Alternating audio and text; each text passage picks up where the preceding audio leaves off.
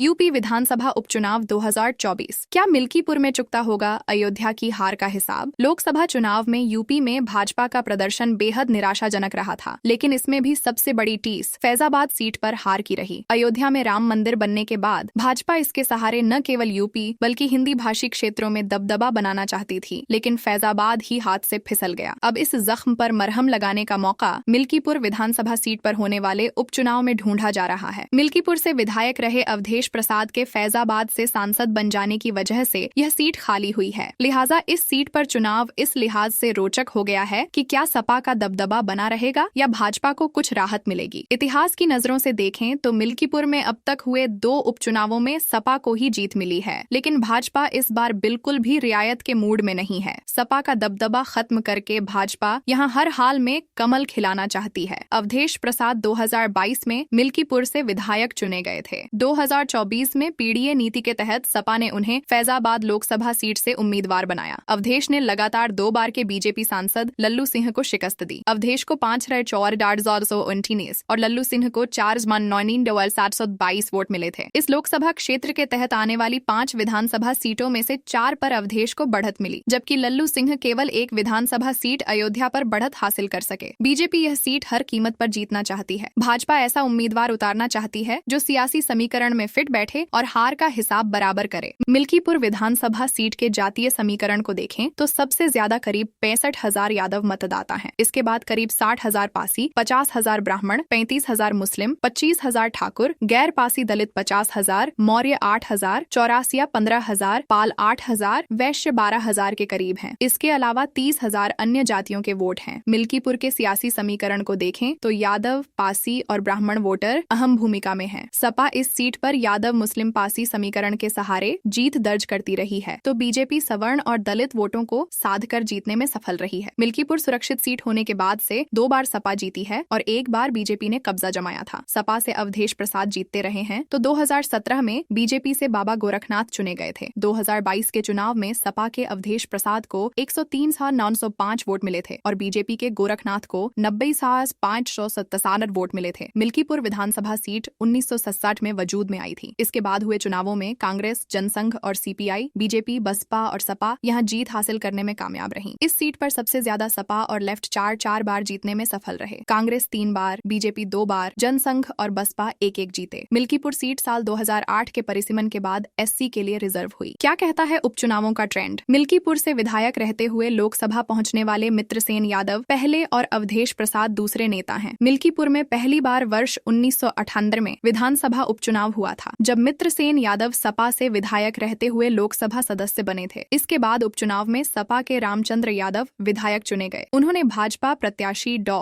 बृजभूषण मणि त्रिपाठी को 432 वोटों से हराया था। यहाँ दूसरी बार उपचुनाव 2004 में हुआ, तब सपा के तत्कालीन विधायक आनंद सेन यादव विधानसभा सदस्यता से इस्तीफा देकर बसपा में शामिल हो गए थे। इसके बाद उपचुनाव हुए तो सपा के रामचंद्र यादव फिर विधायक बने। उन्होंने बसपा प्रत्याशी आनंद सेन यादव को करीब 35,000 वोटों से मात दी थी। अवधेश 2 बार बने विधायक। 2012 के विधानसभा चुनाव में सपा के दिग्गज नेता अवधेश प्रसाद यादव ने मिल्कीपुर को अपनी कर्मभूमि बनाया और जीत हासिल की। हालांकि 2017 का चुनाव वह हार गए। 2022 में दोबारा अवधेश को जीत मिली, लेकिन हालिया लोकसभा चुनाव में उनके फैजाबाद से सांसद चुने जाने के बाद यह सीट फिर खाली हो गई है। ऐसे में उपचुनाव में यहाँ एक बार फिर सपा और बीजेपी के बीच सियासी टक्कर देखने को मिलेगी, लेकिन लोकसभा चुनाव में जिस तरह मिल्कीपुर में सपा को बढ़त मिली थी, उसने बीजेपी की टेंशन बढ़ा दी है। मिल्कीपुर में बीजेपी को 87,897 और सपा को 52,612 वोट मिले थे। इस तरह करीब 8,000 वोटों की बढ़त सपा को थी। इसके अलावा उपचुनाव में जिस तरह से सपा को जीत मिलती रही है, उसके चलते भी बीजेपी के लिए अयोध्या की हार का हिसाब बराबर करना आसान नहीं है। क्या रेप कांड देगा सपा को झटका? अयोध्या में नाबालिग बच्ची से रेप का मुद्दा सीएम योगी ने विधानसभा में जोर शोर से उठाया था। इस मामले में सपा नेता मोईद खान का नाम सामने आने के बाद सीएम समेत पूरी भाजपा लगातार सपा पर हमलावर है। आरोपितों पर कार्रवाई भी हो रही है। वहीं पीड़िता और उसके परिवार की मदद कर योगी जनता को खास संदेश देने की कोशिश कर रहे हैं। राजनीतिक विशेषज्ञों की माने तो अयोध्या रेप कांड उपचुनाव में सपा को झटका दे सकता है। योगी ने खुद संभाली है कमान। मिल्कीपुर उपचुनाव की कमान भाजपा की तरफ से खुद सीएम योगी आदित्यनाथ ने संभाल रखी है। सीएम बीते कुछ समय में 3 बार अयोध्या दौरे पर जा चुके हैं। मिल्कीपुर में वह 2 सभाएं भी कर चुके हैं। अयोध्या में रेप केस का मामला सामने आने के बाद भी थी। योगी ने सक्रियता दिखाते हुए बीकापुर विधायक अमित सिंह चौहान के साथ परिवार को मिलने के लिए बुलाया था और मुलाकात करके कठोर कार्रवाई का आश्वासन दिया था। सीएम इस मसले का जिक्र अपनी सभाओं में भी कर चुके हैं। यूपी में 10 विधानसभा सीटों पर उपचुनाव, कौन कितना ताकतवर, 8 सीटों पर सपा मजबूत। कानपुर में इरफान का विकल्प ढूंढ रही पार्टी। यूपी की 10 विधानसभा सीटों पर उपचुनाव होने हैं। 9 विधायक सांसद बन गए हैं। एक सीट पर सपा विधायक इरफान सोलंकी को 7 साल की सजा हुई है। उनकी विधायकी चली जाएगी। विधानसभा की इन 10 सीटों पर उपचुनाव के लिए हर पार्टी मंथन कर रही है। लोकसभा चुनाव के नतीजों से सामने आए आंकड़ों के मुताबिक 8 सीटों पर सपा का पलड़ा भारी है। एक सीट पर भाजपा और एक पर अपना दल एस मजबूत स्थिति में है। सीट शेयरिंग के साथ साथ कैंडिडेट कौन होगा, अब इस पर भाजपा गठबंधन और सपा गठबंधन में मंथन चल रहा है। नियमानुसार रिक्त सीटों पर 6 महीने के अंदर चुनाव कराना होता है। ऐसे में इलेक्शन कमीशन जल्द ही यूपी में उपचुनाव की अधिसूचना जारी कर सकता है। लोकसभा चुनाव में करहल से डिम्पल यादव को मिले रिकॉर्ड वोट। अखिलेश यादव के सांसद बनने के बाद करहल विधानसभा सीट खाली हो गई। मैनपुरी सीट से लोकसभा चुनाव में डिम्पल यादव ने जीत दर्ज की। विधानसभा के आंकड़ों की बात करें तो डिम्पल यादव को सबसे ज्यादा 8.36 लाख वोट करहल सीट पर मिले। यह भाजपा के ठाकुर जयवीर सिंह से 57,540 वोट ज्यादा थे। इस सीट पर भाजपा ने सिर्फ एक बार 2002 में जीत दर्ज की थी। जातीय समीकरण, करहल सीट यादव बाहुल्य है। यहाँ 1.25 लाख यादव मतदाता हैं। दूसरे स्थान पर शाक्य, तीसरे पर बघेल और क्षत्रिय मतदाता हैं। करहल से कौन होगा सपा का कैंडिडेट? अखिलेश करहल सीट से लालू यादव के दामाद तेज प्रताप सिंह यादव को उतार सकते हैं। दैनिक भास्कर को सपा के एक बड़े नेता ने बताया, तेज प्रताप अखिलेश और डिम्पल के चहेते हैं। तेज प्रताप के अलावा 3 और नामों पर भी चर्चा चल रही है। इनमें पूर्व MLC प्रो रामगोपाल यादव के भांजे अरविंद यादव और पूर्व विधायक सोबरन सिंह यादव शामिल हैं। डिम्पल की सांसद प्रतिनिधि ज्योति यादव भी रेस में है। भाजपा से कौन उतर सकता है? भाजपा यहाँ जातिगत समीकरण ही साधेगी, अभी नाम तय नहीं है। तो अयोध्या में भाजपा को झटका, मिल्कीपुर में सपा मजबूत। मिल्कीपुर से सपा विधायक अवधेश प्रसाद फैजाबाद अयोध्या सीट से सांसद बन गए हैं। लोकसभा रिजल्ट में अगर मिल्कीपुर के नतीजे देखें तो यहाँ सपा को 612 वोट मिले। मिल्कीपुर में पिछले 3 विधानसभा चुनाव में 2 बार सपा और 1 बार भाजपा ने जीत दर्ज की। जातीय समीकरण, मिल्कीपुर विधानसभा सीट पर अनुसूचित जाति के वोटर्स ज्यादा हैं। सामान्य वर्ग के साथ ही अन्य पिछड़ा वर्ग के मतदाता भी निर्णायक भूमिका निभाते हैं। इसके साथ ही मुस्लिम वोटर्स भी अच्छी तादाद में हैं। कौन होगा सपा का कैंडिडेट? यहाँ अवधेश प्रसाद के बड़े बेटे अजीत प्रसाद का नाम चर्चा में है। पार्टी नेताओं और कार्यकर्ताओं में इस बात की चर्चा है कि अयोध्या जीत का एक और गिफ्ट अखिलेश यादव अवधेश प्रसाद को देंगे। हार का रिव्यू कर रही भाजपा 4 नाम उपचुनाव की रेस में, भाजपा अभी अयोध्या में मिली हार का रिव्यू कर रही है। यहाँ से पूर्व विधायक बाबा गोरखनाथ, चंद्रकेश रावत, बबलू पासी, राधेश्याम त्यागी का नाम चर्चा में है। ये सभी मिल्कीपुर क्षेत्र के रहने वाले हैं। 3 अम्बेडकर नगर के कटेहरी में सिर्फ एक बार भाजपा जीती। अम्बेडकर नगर जिले की कटेहरी सीट से विधायक लालजी वर्मा ने लोकसभा चुनाव में जीत दर्ज की। लालजी ने विधायक के पद से इस्तीफा दे दिया है। इस सीट पर सपा का दबदबा बरकरार है। यहाँ पर भाजपा सिर्फ एक बार 1972 में चुनाव जीती है। लोकसभा चुनाव का रिजल्ट देखें तो लालजी वर्मा को कटेहरी विधानसभा में 1.07 लाख वोट मिले, जबकि भाजपा प्रत्याशी रितेश पांडेय को 90,000। जातीय समीकरण, कटेहरी में दलित वोटर्स सबसे ज्यादा हैं। इसके बाद मुस्लिम, ब्राह्मण और कुर्मी मतदाता हैं। यादव, ठाकुर, निषाद और राजभर भी निर्णायक भूमिका में रहते हैं। यहाँ जातीय समीकरण साधने में सपा माहिर है। कौन होगा सपा से कैंडिडेट? सपा में चर्चा है कि लालजी वर्मा अपनी बेटी छाया वर्मा को चुनाव मैदान में उतारना चाहते हैं। हालांकि अभी उन्होंने ये बात सार्वजनिक नहीं की है। वहीं पूर्व विधायक शंखलाल मांझी, जयशंकर पांडेय का नाम भी रेस में है। भाजपा से 4 नाम की चर्चा तेज उपचुनाव को लेकर। भाजपा खेमे में पूर्व प्रत्याशी अवधेश द्विवेदी, भाजपा के पूर्व जिलाध्यक्ष रमाशंकर सिंह, पूर्व मंत्री धर्मराज निषाद, छोटे पांडेय का नाम चर्चा में है। इसके अलावा वरिष्ठ पत्रकार अजीत सिंह के नाम की भी चर्चा है। 4 संभल लोकसभा चुनाव में कुंदरकी में 77,000 वोट से जीती सपा। संभल सीट से जियाउर रहमान बर्क ने सपा के टिकट पर जीत दर्ज की। वह कुंदरकी विधानसभा सीट से विधायक थे। लोकसभा चुनाव में कुंदरकी सीट पर सपा को रिकॉर्ड 77,000 वोटों से जीत मिली। जियाउर रहमान बर्क को यहाँ 1.48 लाख वोट मिले, जबकि भाजपा के परमेश्वर लाल सैनी को 86,000। जातिगत समीकरण, इस सीट पर मुस्लिम वोटर्स की संख्या करीब 58% है। इसके अलावा ओबीसी और दलित वोटर्स निर्णायक भूमिका में रहते हैं। सपा में हुई मोहम्मद रिजवान की एंट्री। सपा ने शफीकुर रहमान बर्क के पोते के लिए 2022 में सिटिंग विधायक मोहम्मद रिजवान का टिकट काट दिया था। इसके बाद मोहम्मद रिजवान ने पार्टी छोड़ दी थी। अब वह फिर से सपा में आ गए हैं। ऐसे में रिजवान के उम्मीदवार बनने की चर्चा है। भाजपा से रामवीर सिंह का नाम रेस में। रामवीर सिंह कई बार चुनाव लड़ चुके हैं। उनकी संभावना प्रबल बताई जा रही है। हालांकि भाजपा भाजपा कोई नया उम्मीदवार भी उतार सकती है। 5 योगी के मंत्री की सीट पर सपा को लीड मिली। सीएम योगी के मंत्री और अलीगढ़ की खैर विधानसभा सीट से विधायक अनूप वाल्मीकि को हाथरस लोकसभा सीट से प्रत्याशी बनाया गया। वो हाथरस में चुनाव जीत गए, लेकिन जिस विधानसभा सीट से वो विधायक थे वहां सपा गठबंधन को सबसे ज्यादा वोट मिले। यहाँ सपा के बिजेंद्र सिंह को 391 वोट, जबकि भाजपा के सतीश गौतम को 900 वोट मिले। हालांकि रालोद गठबंधन के बाद इस सीट पर उपचुनाव में भाजपा मजबूत स्थिति में दिख रही है। जातीय समीकरण, इस क्षेत्र में जाट वोटर्स की संख्या ज्यादा है। यहाँ 1.10 लाख जाट, इसके बाद दलित 50,000, ब्राह्मण 40,000 और 30,000 मुस्लिम वोटर्स हैं। इसके अलावा वैश्य वोटर्स की संख्या भी निर्णायक रहती है। कौन होगा भाजपा का कैंडिडेट? भाजपा ने इस बार अपने सिटिंग सांसद राजवीर दिलेर का टिकट काट दिया था। ऐसे में कयास लगाए जा रहे हैं कि भाजपा इसकी भरपाई करेगी। वह उनके बेटे सुरेंद्र दिलेर को उपचुनाव में प्रत्याशी बना सकती है। सपा में चर्चा नहीं, चंद्रशेखर हुए एक्टिव। खैर, उपचुनाव के लिए सपा में अभी कोई चर्चा नहीं चल रही है। हालांकि पार्टी नेताओं का कहना है कि अखिलेश यादव यहाँ पीडीए समीकरण के तहत प्रत्याशी उतारेंगे। वहीं दलित हत्याकांड के बाद अलीगढ़ पहुंचे आजाद समाज पार्टी के राष्ट्रीय अध्यक्ष चंद्रशेखर ने यहाँ से प्रत्याशी उतारने के संकेत दिए हैं। 6 गाजियाबाद में भाजपा मजबूत। लोकसभा चुनाव में गाजियाबाद सदर से विधायक अतुल गर्ग ने जीत दर्ज की। उनके विधानसभा सीट पर भाजपा को रिकॉर्ड 8.37 लाख वोट मिले। यहाँ सपा कांग्रेस गठबंधन की प्रत्याशी डॉली शर्मा को 33,950 वोट मिले। अतुल गर्ग ने विधायक पद से इस्तीफा दे दिया है। इससे पहले इस सीट पर 2004 में उपचुनाव हुए थे, तब सपा ने यहाँ जीत दर्ज की थी। यहाँ 2 बार से लगातार भाजपा जीत दर्ज कर रही है।